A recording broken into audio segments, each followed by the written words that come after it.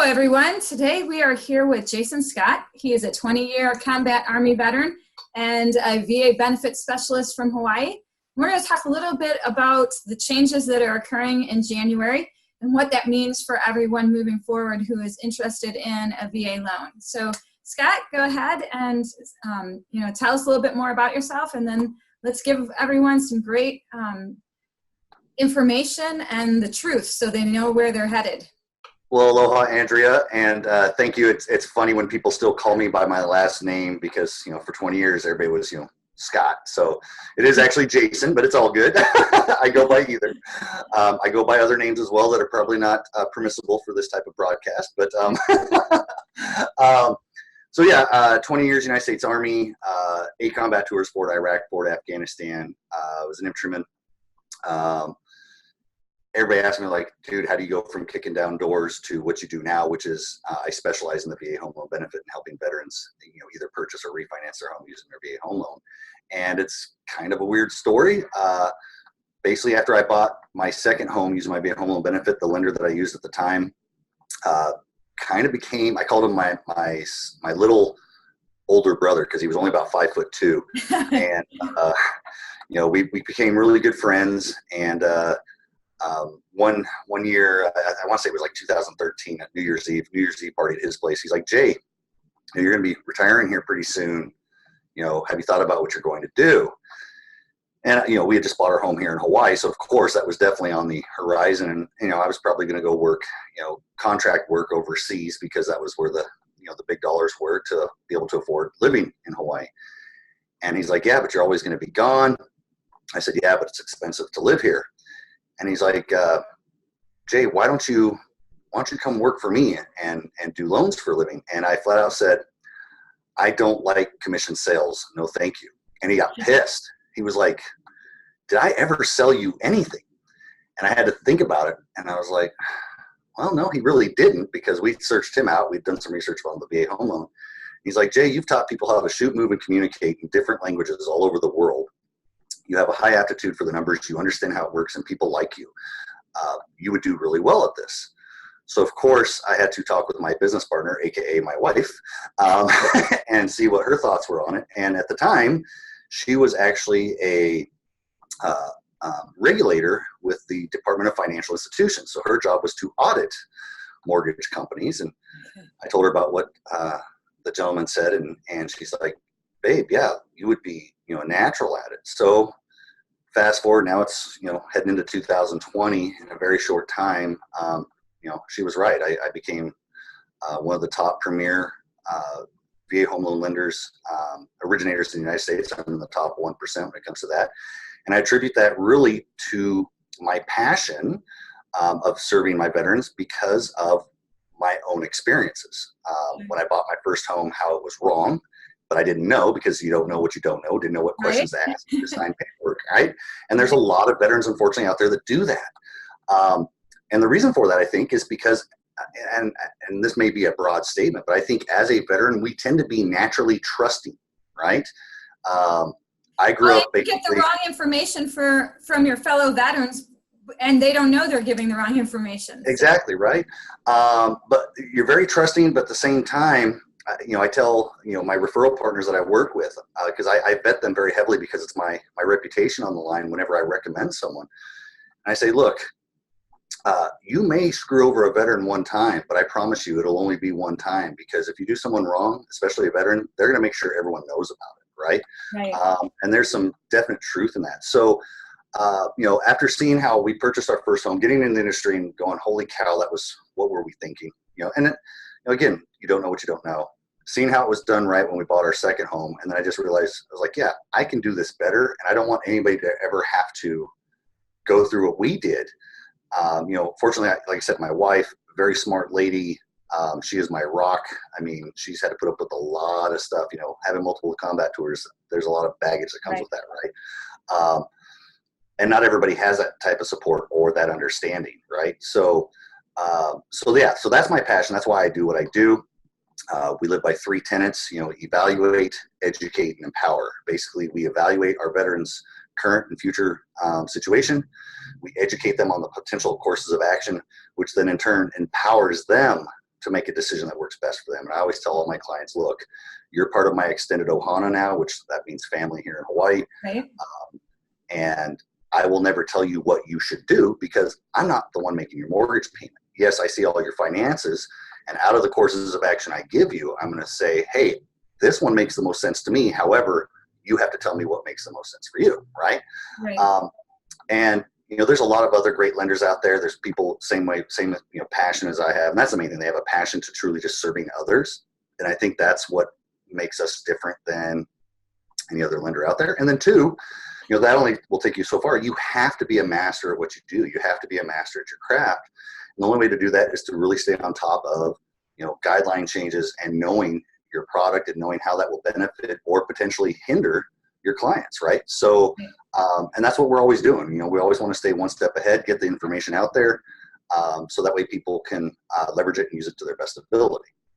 That being said, I think you wanted to talk about what's coming up in January that's going to have a major impact for veterans, right? There's been a lot of chatter about it, and so I thought it was a great time to just put the facts out there and help people get prepared for that if they're looking to purchase in the next, month or two, or even 3 months, 4 months down the road.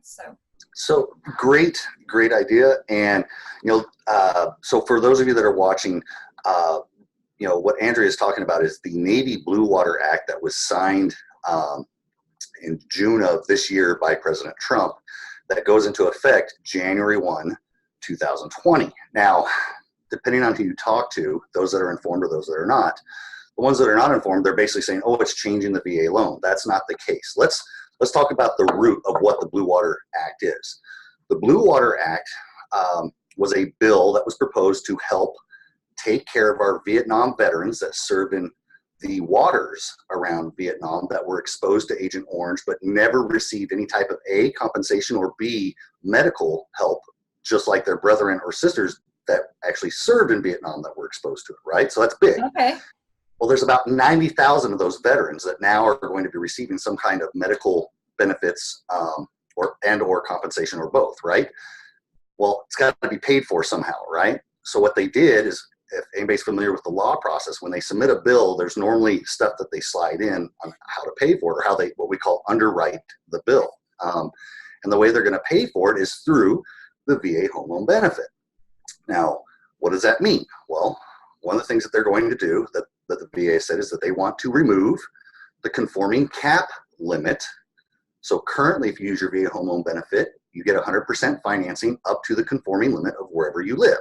So in Hawaii, for example, right now, it's 726,525. HUD had just raised the conforming loan limits, and they're going to be huge. We're talking, for Hawaii, it's 765.5, come January. And then in other places, around the U.S., it's over 500,000 now, which is pretty crazy, right? So right now, like I said, if you use the VA home loan benefit, you get 100% up to the conforming loan limit. And then if you want to go above that, you technically have to come in with 25% of the difference. So for here in Hawaii, again, 726,525. You find a home for 826,525. That's 100,000 over. So 25% of the difference would be 25 grand. Now, in the grand scheme of things, that's a smoking deal, because if you were a conventional buyer and you were trying to buy something that high, you would be coming in with a lot more money, right, to have the same. Okay. Now, let's also put this into perspective. The VA sets the guidelines and says, yep, this is the program, this is how it works, and these are the rules. However, just like in the military, you can always add to, but you can never take away, right? Now, the VA, currently under the VA home loan, the guidelines say technically you don't need a FICO score in order to buy a home. However, there isn't a lender on the planet that's going to give you money if you don't have a FICO score, right? Right. Now, with the Navy Blue Water Act, just because they say that, yes, you can go above conforming county loan limits without coming with any money down if you can income and credit qualify, doesn't necessarily mean that each lender will, they will, what's the word I'm looking for? They recognize that, but they might set limits. They might say, okay. They might put overlays on top of the underwriting from VA. Exactly. So like right now, we have a lot of realtors saying, oh, wow, we have clients that could potentially buy $1 million home now. And I'm like, whoa, hold on a minute. What E5 do you know should be buying $1 million home in 3 years? Seriously. So there's a lot of gray area. So unfortunately, there is no black and white right now. In fact, even my competitors I consider dear friends that work for other companies, they're like the same thing. Like, dude, nobody knows what's going on yet, because the architecture required to make something this massive work requires, there's just, you got to make sure the Ginnie Mae pool of investors are willing, what are they willing to do? The pricing involved with it, there's risk thresholds, all that type of stuff that still hasn't been ironed out yet, right? The other way that they're going to help pay for that, sorry, and I go all the way around the world many times. So the other way that they're going to pay for the Navy Blue Water Act is that they're raising the funding fee, right? So currently right now, first time use, if you've never used your benefit before, it's 2.15% is your funding fee. Okay. Now, some of your folks might be asking, what is the funding fee? I always say it's how the VA home loan keeps their lights on, right? It's basically a fee that the VA charges a veteran to be able to have 100% financing, and it's the only closing cost that's truly rolled into the loan amount. There's a lot of people that say, oh, I've been told that you can roll my closing costs into the loan, and that's not true. There's only one closing cost that's rolled in, and that's the funding fee. So currently, if you bought a home for $100,000 at 2.15%, funding fee, your new loan amount would be $102,150, right? Right. That's changing though. Come January, in fact, we just got an update today that basically any loans that we have currently that are funding after January 1st, that first time use has to be upgraded to 2.3%. Okay. So now that new $100,000 purchase becomes a $102,300 loan amount. Same is true for the continuous use. Continuous use right now, meaning if you don't put any money down and you've already used your VA home loan benefit once before, your fee is 3.3%. However, after January 1st, your funding fee will be 3.6%. Okay. So that's where they're getting the monies to help offset those 9,000 veterans, right? Now, when the bill originally was introduced and the initial I don't want to say MILPER because that's what a military term, but basically it's a military personnel message, right? Said that they only planned on increasing the funding fee for a short time to help cover this cost. However, after 20 years in the Army, I've never known them to ever say, we're going to take this much and then give it back, right? Yeah. So until otherwise, I'm just going to assume that that's going to be the new norm, right? There's, currently, if you put 5% down, it reduces your funding fee to 1.5%, and if you put 10% down, it reduces the funding fee to 1.25%. Under the new act, 5% will reduce it to 1.75, and 10% will reduce it to 1.5. And then streamline IRRRLs, the funding fee is still 0.5 point. That was not affected. Obviously, if you're funding fee exempt, meaning you have 10% or more service-related disability, then you don't have to worry about the funding. Jason, can you tell everyone what IRRRL stands for, please? Interest rate rapid refinance loan. Literally one of the best products on the planet. And the reason I say this is this. The average active duty veteran, or even, we'll just say active duty veteran, at any given time during their 20-year career has less than $6,000 in liquid assets. So as you and I both know, that when you buy a home, there are what we say called closing costs, right? It's inevitable. There's third parties and costs involved to actually, consummate the mortgage. So if you have a veteran that has less than $6K at any given time during a 20-year career, what are the odds that they're going to have that kind of money to cover closing costs? Chances are they will not. So a lot of times what they do is they have to take a slightly higher rate than what they would normally qualify for, because that rate comes with what we call lender credits or rebate to help either offset or potentially cover all their closing costs, right? Okay. Now, because they're in that position, once they have made 6 payments and 210 days from their first payment date, they are now in that eligible window to rapidly reduce their rate to get them back down to whatever the current market rate is, and to put them in a better position as well.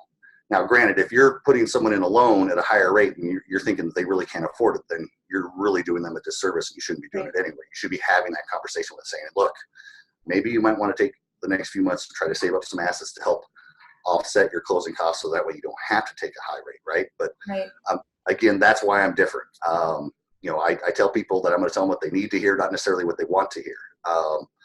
and not everybody's going to be that way, right? So Right. yeah. Okay. Any other changes that we should be aware of? If you're active duty currently, this is going to go back to the funding fee exempt status or not. It's impossible to be funding fee exempt if you're active duty right now. However, after January 1st, if you're a Purple Heart recipient and you're still on active duty, you will become funding fee exempt as well, which that's huge as well. Again, like I said, that 2.3% based off of where you live, that can add a significant amount to your loan amount. Same with the continuous use fee, right? So, so those are the big ones in regards to what we're talking about today. There's other stuff on there as well, but that's not really my purview or lane. But in regards to the VA home loan, those are the major ones. Okay, great. Well, thank you so much for all of that information, and I hope that this helps those that are getting ready to do a purchase after January 1st, and just give them some more questions to ask their lenders, be a little bit more informed, and we look forward to partnering with you this year. Absolutely. And providing, I'm sure we'll have more of these sessions and talk about some other topics. Awesome. Well, thank you so much. I appreciate your time. I'm sorry that it's a brisk, 68 degrees out here. We're a little chilly this time of year. Take that over our 32 degrees and very windy. So. No, you can have that. I spent too much time in Afghanistan with that. No, thank you. So. All right. Well, thank you again, and we'll talk to you soon. Awesome. Aloha. Aloha.